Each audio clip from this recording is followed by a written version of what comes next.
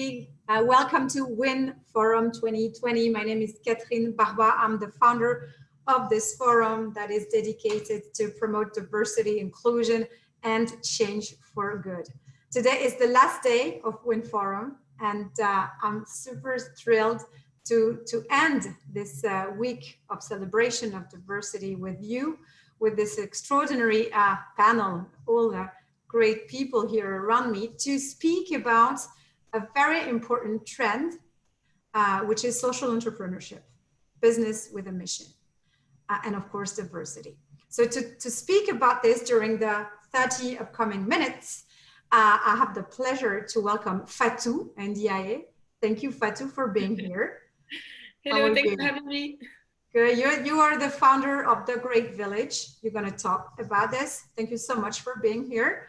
Alexandre Mars, everyone knows you, but Alexandre is a very, French-born serial entrepreneur, investor, also philanthropist, and very much into this topic. So thank you, Alex, for being here today. Welcome.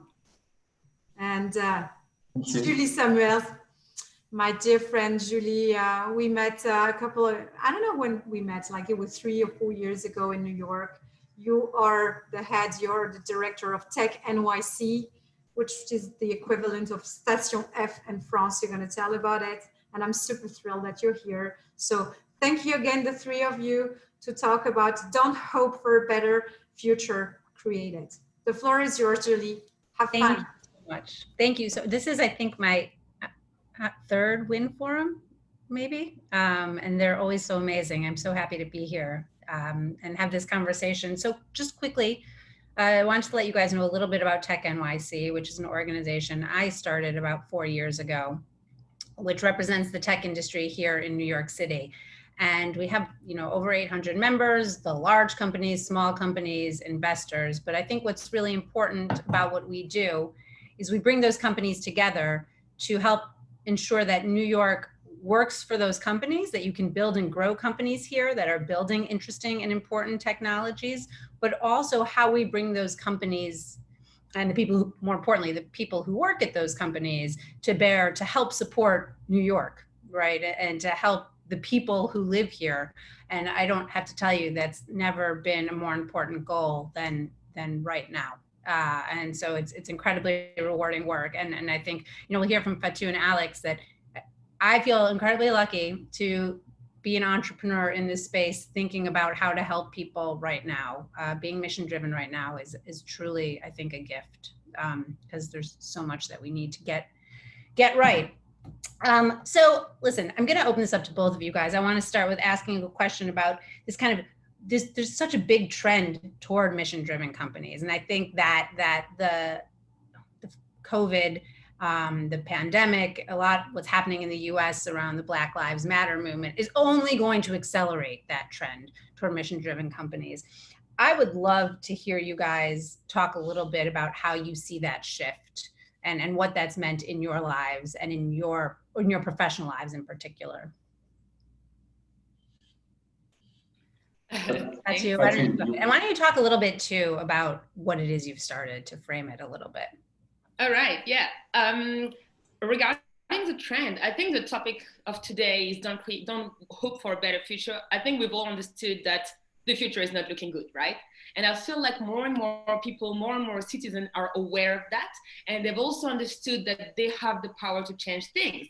So by getting more citizens to wake up to their power, to understanding that, yes, we can all work towards ending racism. Yes, we can all work to stop climate change. We can do things. And as an example, I used to work for a big consulting firm, for one of the big four, worked for 10 years in international trade. And one day I realized that the work I was doing had such a little purpose. What I was doing is help someone who was making a lot of money make more money, but for what? I wasn't helping my communities, I wasn't helping the society, and I wasn't helping the planet. And that's when I got that wake-up call by seeing that all my skills, all my network were put towards something that didn't have the meaning I wanted it to have. And that's why I decided to leave everything, quit Australia where I used to live, and come back to Paris a year and a half ago to start a social business. And having worked for so long for a business that was making money, for me, it's important. Business for me is important, but profit couldn't go before people and planet. And that's why I decided to create a community where everybody has the power to change something. So everybody shares a skill, a connection, or a tool to help a sustainable entrepreneur, someone who was trying to do something. And there are more and more of those entrepreneurs, and I feel like we can all help them grow because they're changing the world, and we can be part of that too, each of us. I'm going to dig in a little bit on that because I'm going to want to hear some examples. But Alex, I want to go to you for a second, especially because where you sit as an investor, you're kind of uniquely situated to see trends. So I'd love to hear your thoughts on that. Yeah, no, thank you, Julie. I think it's a good question. Do we see this as a trend or a fad? I think it's a trend. We've seen this for the last few years. We see this massive change coming. This global pandemic is pushing even more people to think differently. The reason why it's changing because we have changed. We as consumers, Fatou, Julie, and everyone who is listening today, we are able to change things because we have the power of a credit card or the debit card, sometimes in the US. It's no longer the paper vote. Every single morning, every single afternoon, we can buy a product from a business that we trust. And that's the same for us as employees. I can see, and you know this, Fatou, we know more and more, and you are the perfect example of that. You left what you have built for years because at some point, we understand that some purpose is missing, or some purpose was missing. So the fact that employees on one end, consumers on the other end, want something different. So it means that businesses are to change. And some have changed, to be honest with you. And that's where we see. So yes, the trend is there. And it's not only to do the good thing, but it's also to be able to build something about the smart decision to make. So yes, it's massive, and it won't change. We won't just accept what we have accepted for years before. I totally agree. I would also just add, just before this webinar, actually, I was on a call with a bunch of New York CEOs talking about this very topic. And everyone I know who's running a company right now is really thinking about this question. You know, they're not thinking about turning their businesses upside down, but really thinking about how they can move their companies, use what they've built as a tool toward, frankly, doing better. And I think it's a really meaningful time. So Fatou, I want to ask you a little bit more in specifics about what you guys are doing. And if you can maybe give us a couple examples and what that looks like. Alex, I'm also going to ask you about some specifics that you're excited about, just to give you a heads up. And I'd love to hear, and I think also some examples will really inspire others to get thinking about how they can affect change. Sure. I think it's all started by understanding that we all have power. Everything starts there. And it's all about daring to break the status quo. So what we've created is literally a platform that allows every individual to easily and effectively help entrepreneurs in their endeavors of creating a sustainable and impact-driven business. So as an example, Alexandre decides to create a bakery, and he wants to only hire people that are maybe immigrants and have a hard situation, and he wants to work only with sustainable producers. So he wants to create his boulangerie or his bakery, and he has some issues. He doesn't have a lawyer, for example, that can help him. He wants to have a nice branding, so he needs a logo. So it comes on the platform and he shares his project, but he can only receive help if he has given to the community before. So he has to give before getting. So he has to give something that he has, and maybe he's connected to someone who is meaningful to another entrepreneur, or maybe he has a car and it can help drive someone who needs to get somewhere. So by giving, he can then receive, and then he will receive from the communities the help of I don't know, an accountant that can help him, a lawyer that can help him, a designer that can help him, or someone that can help him maybe by giving him a place to have his bakery for free. So everything is done without money being exchanged, and it's all based on solidarity and compassion. And I think those two things are raising as we speak. The coronavirus, the pandemic, has helped people understand that solidarity is key, because we only have one planet and we are all in it together. So it's all about helping each other. Yeah, that is well said. Alex, I'm going to ask you to kind of talk about some specifics that you're seeing right now. Yeah, so I'm sharing my time between being an entrepreneur and running this nonprofit called Epic, and being an investor, as you mentioned, Julie, with Bliss. On the entrepreneur side, what we are trying to achieve on a daily basis is to convince more and more people to share. It could be a tiny bit of what they have. But people to share and businesses to share, they need to have solutions. You cannot go after someone and saying, Fatou, you need to give 10% what you have. There is no reason why she will trust me or she will do it, or maybe she's already doing something. So it's more, how can we bring solutions for people and businesses to do good? The good thing, to be honest, and you know this, Julie, well, businesses need the solutions, because it's so hard to hire this new generation and so hard to retain them. So a lot of work on the Epic side. On the Bliss side, as an investor, we believe, and you know this so well, Julie, that finance could be a force of good. If we think that finance has to be on the sideline, it will be hard. We need money, and we need the investors. So at Bliss, I'll give you an example. We have been the first venture fund, growth venture fund in the EU to be B Corp certified. So everyone, a lot of people in this webinar, I'm sure know B Corp, but it's a kind of label to explain what is ESG, and that's what we do. We are investing, and we are trying to prove that you can be and put ESG or CSR, whatever you call it, at the very top of your structure, and being able to have super good results. We have 40% IRR, for the last 6 years. So we can try to explain people, you don't have to be good or to make money. It's not just you can always try to oppose things, and that's also very important. And I'm sure, Julie, you have many examples of how you can use technology, tech, startup, and finance for good. Yeah, I think that something else, well, I think that's all really interesting. And I've been following, as many people have, kind of B Corp model for a long time. And my sense is that, especially on the other side, hopefully we're on the other side soon of COVID and everything else that's happening in the world, I think you're going to see more B Corps. I think that these trends are only going to accelerate. And I wanted, to that end, to push on something you said a little bit. I think this is a really important tactic, as you mentioned, with regard to attracting employees, retaining employees. The younger generation in particular are really looking for meaning in their work, which I think is an amazing trend. It's something I'm really excited about. And so there are multiple reasons to do this, not just because it's the right thing, but to think about this through a social lens is also, to think about entrepreneurship and growing businesses through a social lens is also going to be, the future of our economy. I really believe. So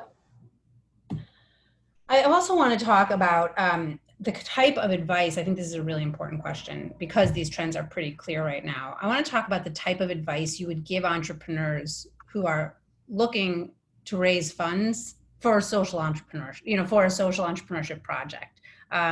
It's definitely not a traditional fundraising endeavor, right?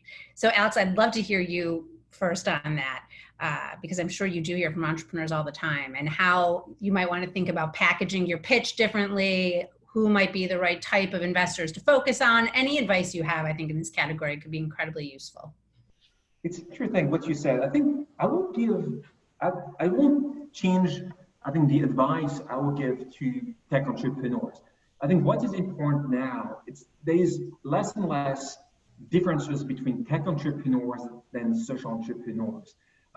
It's interesting to see more and more people. I think Fatou is a perfect example, that she could have launched a tech startup a billion times, but no, she preferred starting a social enterprise. And that's for me very important. And she will be successful. She is already successful. She will still be successful.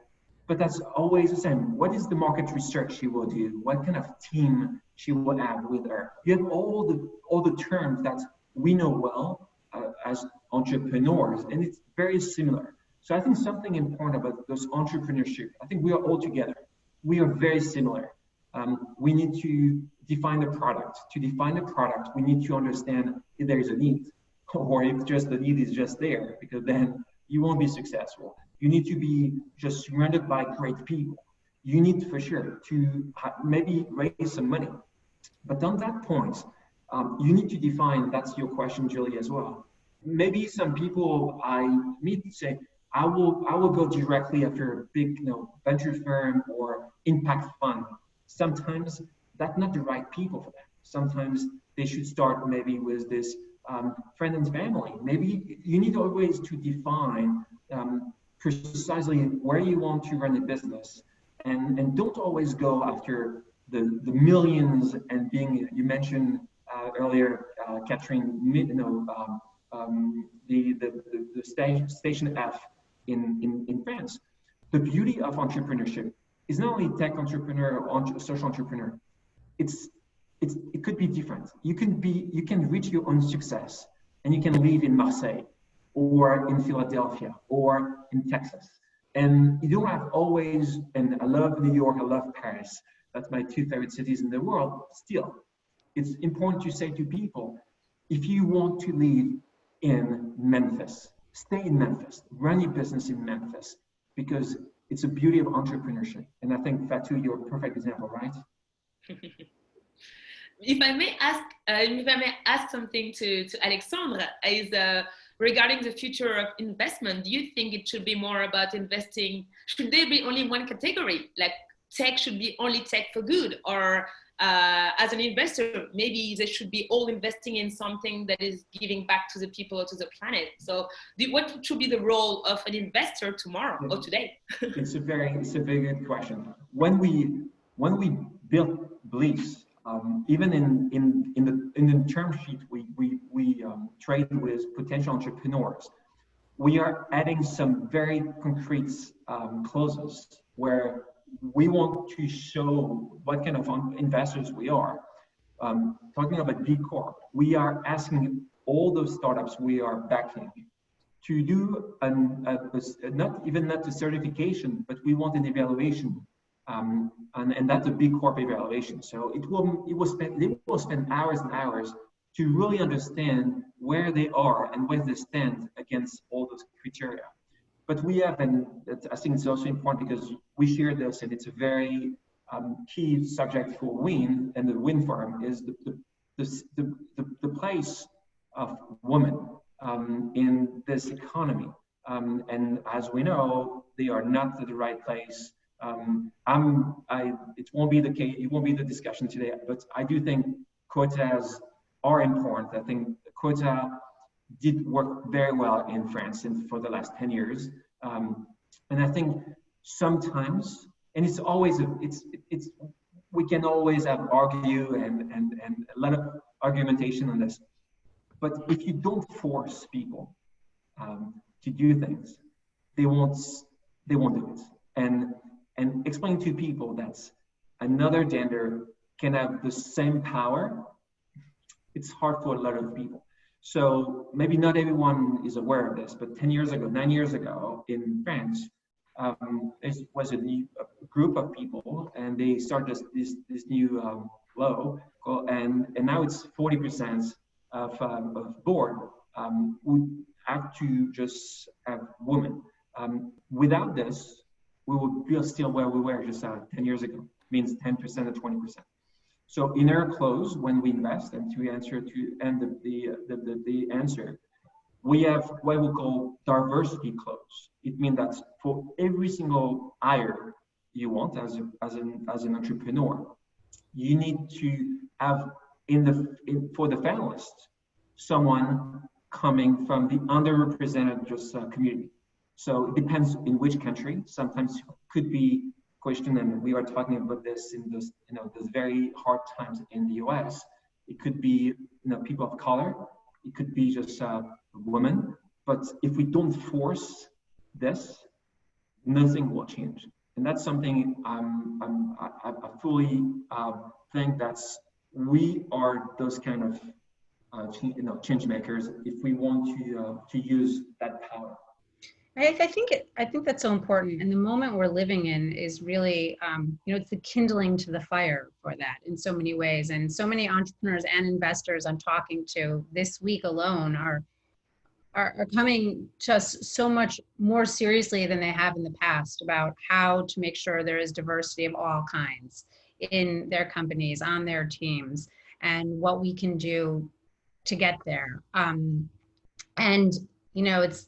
It's complicated. And I've been spending a lot of time personally thinking about how we train employees, how we train New Yorkers for these jobs. But I wonder if you guys have any other thoughts on what the community can and should be doing, to fix what has been not great record on diversity.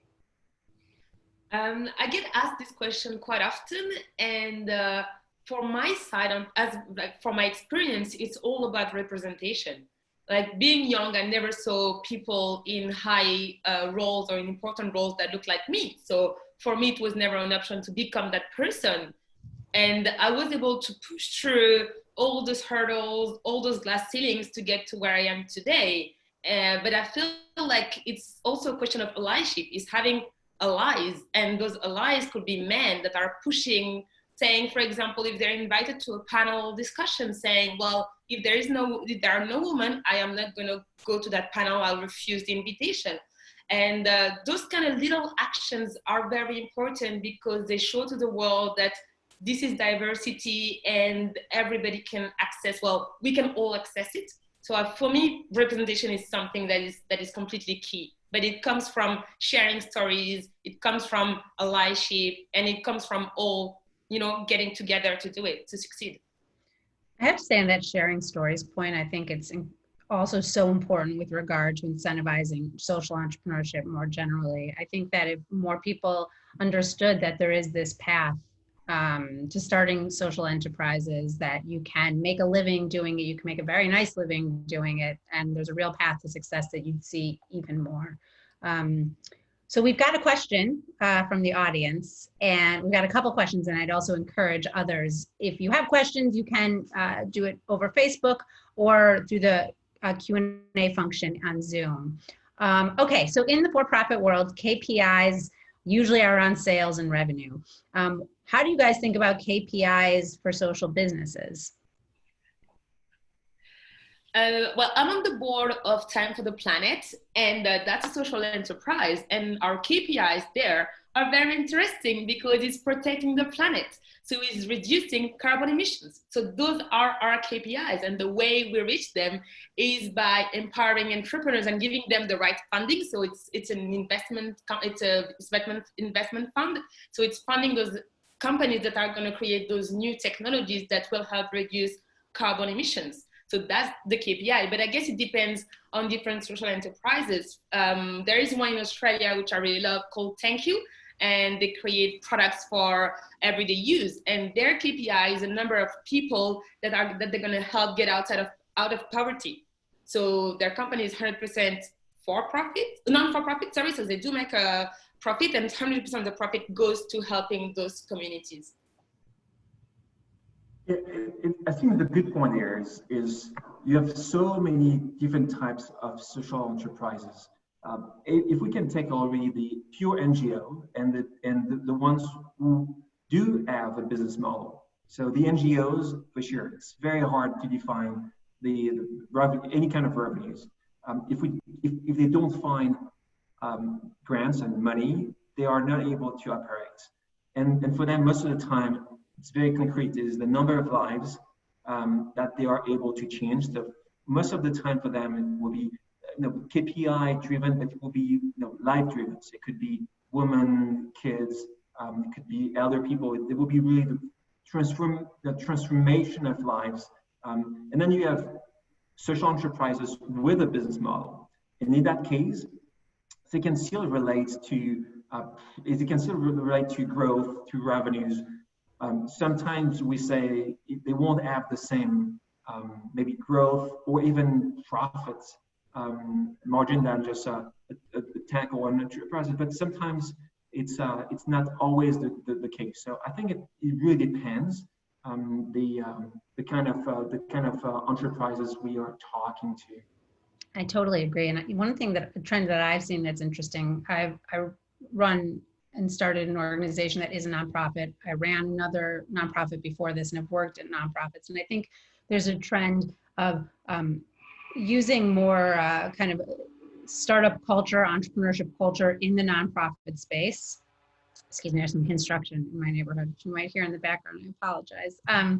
And I think there's a risk that you could take that too far and be too demanding in the nonprofit space. But I think for a lot of NGOs, it creates a level of accountability. It creates a level of professionalism isn't quite the right word, but a level of structure that I think is really useful in running an NGO. I mean, I've seen that in my own experience. It's been really helpful to think around things like KPIs, even if they are non-traditional KPIs, has been really useful as a manager and an executive director. Okay, we've got 2 more questions, and I think we've got just 3 minutes, so we're gonna go quickly. How can social entrepreneurs attract talent without paying high salaries? Go ahead. Yeah, so at least for us, we and that's hard because we can feel that people always see this as maybe not a reason to go in that sector, or saying, and for other people, they believe that social entrepreneurs are doing this because either they are not able to do something else or because they want to work less. I can tell you that social entrepreneurs are as good as a hard worker than any entrepreneur, any tech entrepreneur I've ever met in my life. But sometimes the mission could lead or could bring something that money won't bring. At least at Epic, we pay the price we believe, and I love this quote, but it's if you give peanuts, you get monkeys. So it's true everywhere. The main difference is not the salary, is more the upside. So the fact that for people working for me, they know we will never go IPO. So at Epic, we will be changing lives and we'll be helping so many organizations. But at the end of the day, I will never sell the business. So the people who are doing so much work, they are not with me to get the money from the IPO. That's something I cannot change. So the system doesn't work to change this. But having said this, I think we need to pay people well enough to, and that back to the question, to pay the rent. Yeah, and related to that, the next question is about defining the meaning of success, which is, I think, kind of what you're getting at here too. I think this is such an interesting question. Yeah, like what does a successful social venture look like? And I had to say a quick thing. I spent some time in Silicon Valley before I was in New York. And in some of the earlier days of the huge startup boom there, starting a tech startup didn't feel different than starting a social a social enterprise now, which is to say that there was a time when all these entrepreneurs in the Valley were starting these companies. No one knew that tech was going to be what tech was. They were building things that they thought were interesting and meaningful, and they still are. But we wouldn't have made this distinguishing. We wouldn't have talked about these things differently even a decade ago, I think. And it's really interesting to me. I don't think we need to talk about them differently. I think, to my mind, we don't need to talk about the success of a social enterprise. It's true, but 10 years ago, I think, even maybe 5 years ago, success was more or less at the end the number of zeros in the bank account. Now, if I'm asking Fatou, our definition of success, same for you, Julie, and same for I'm sure everyone who's at the webinar today, is no longer the same thing. 10, 15 years ago, it was no number of zeros. Now success, and it's such a good question. What is success? And the beauty of today, success could be different. And then back to what I said earlier, maybe success is to stay and to work from the place I want to work. So I love Memphis, and my success is to work from Memphis. And when Jack Dorsey explained that now you can work remotely, just in an endless fashion. Maybe some people say it's good because I can go back to where I want to live, and the balance between work and life is so meaningful these days. Yeah, I think that's a I really completely agree. yeah. Sorry. Yeah, I think success today, waking up with a smile, is being able to get to that point. And to wake up with a smile, exactly as Alexandre said, it could be, well, I'm living where I want to live, or I realized my dream. And when we talk about the Great Village, it's about realizing one's dreams, because we know that if you are fulfilled personally, you'll be able to give the best to the world. And the way we structured the Great Village is really based on that, and based on the fact that we are all part of the same, village, the Great Village, and and the fact that we all own the Great Village, so all the members are the shareholders, so there's no external investors. So like Alexandre, we cannot sell the Great Village, but the fact that everyone's dream is linked to having other people from the community helping you realize it means that you are also happy to help someone else realize their dreams, which means that it's a virtuous circle where everybody is helping everybody realize their dreams and waking up with a smile every day. Hey, I'm back. I was just listening to you behind the screen. It was really fascinating. I love the high level of energy that you guys put in this. There were other questions in this. Did you see them all? My God, there were many questions. There was one for you, Alex, about the role of consumers. Oh yeah. Yeah. I don't know if are they ready to stop buying products sold by companies that don't support missions? Do you think that a company that doesn't have that is not mission driven will lose customers? The answer is yes, at the same level of price. So that's why Apple is still powerful, even if they are so far in terms of what they should do in terms of mission. But people will still love the product, and you don't have a similar product as good as this one, so you still buy product. But the day you can have something else on the iPhone, I'm sure a lot of people will switch. So that's why we have businesses, Catherine, the C'est qui le patron, it's a very French brand, but now they're going everywhere. They're selling milk, and they sell milk, and they say, we'll sell milk at €1, but the same price as the milk, but we pay correctly the producers. And in 2 years, they became the first milk producer in France. Why? Because at €1, that's for the same quality of product, the same price, you would take the good one. So yes, to that question, I do think that's our role. I think us with a credit card should stop buying, and it works only for product at the same level of price and same quality. But I think it could hit a lot of different categories. Hmm. But in that example, the fact is that it's a different business model. So for C'est qui le patron, they decided to change the status quo. They didn't go for the usual, I'm going to create my own company and sell milk. No, I'm going to create a cooperative where everyone can join and pay €1 and be part of the company, so that we can all decide democratically on which producer we're going to choose. So I think it's also about changing the status quo and taking risk, being bold. That's cool. Oh my God, it's ringing here. It means that we have to stop this conversation. I'm so happy that we could have it. Thank you so much. I strongly believe in everything that was said today. Thank you so much, Alex. Thank you, Fatou. Thank you, Julie, for this. I'm sure we'll continue the conversation, right? I hope so. And again, thank you very much for joining the Wind Forum. And I say à bientôt. See you soon. Bye, guys. Thanks for having us. Merci beaucoup.